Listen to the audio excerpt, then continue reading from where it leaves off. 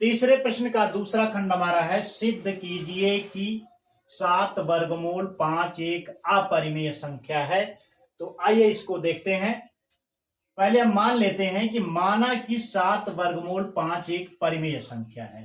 तो हमने परिमेय संख्या जब इसे मान लिया तो 7 वर्गमूल 5 को हम लिखेंगे P बटा Q। इसे P बटा Q के रूप में लिख सकते हैं क्योंकि हमने इसे परिमेय संख्या माना है, जहां P और Q सह अभाज्य पूर्णांक है, सह अभाज्य पूर्णांक हैं और Q बराबर नॉट 0, Q शून्य के बराबर नहीं है। तो आइए इसको देखते हैं। 7 वर्गमूल 5 बराबर P बटा Q है, तो वर्गमूल 5 बराबर हमारा हो जाएगा, 7 इधर गुणा कर रहा है तो उधर जाके भाग देगा, P बटा 7Q।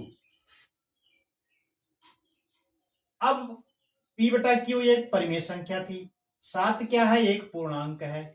इससे हमने इसमें P बटा Q में 7 से भाग दिया गया है। तो परिमेय संख्या में परिमेय संख्या से भाग देने पर परिमेय संख्या प्राप्त होती है, परिमेय संख्या में परिमेय संख्या से गुणा करने पर परिमेय संख्या प्राप्त होती है। यहां पर आप देखिए पूर्णांक भी एक परिमेय संख्या ही होता है। तो P बटा Q में हमने 7 से भाग दिया है, तो यह क्या हो जाएगी, यह भी एक परिमेय संख्या प्राप्त हो जाएगी। बराबर क्या हो गया, परिमेय संख्या, परिमेय संख्या। और वर्गमूल 5 क्या है, वर्गमूल 5 अपरिमेय संख्या है, जिसे हमने सिद्ध किया था, अपरिमेय संख्या। तो अपरिमेय संख्या बराबर परिमेय संख्या, ये तो हो ही नहीं सकता। तो ये क्या है, यह एक विरोधाभास है, विरोधाभास।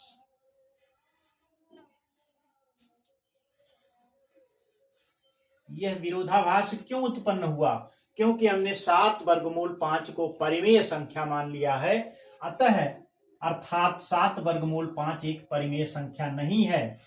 तो क्या हो जाएगा, 7 वर्गमूल 5 एक अपरिमेय संख्या है,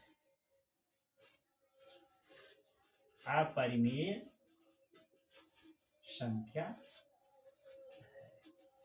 यही हमको सिद्ध करना था। इति सिद्धम प्रूव्ड।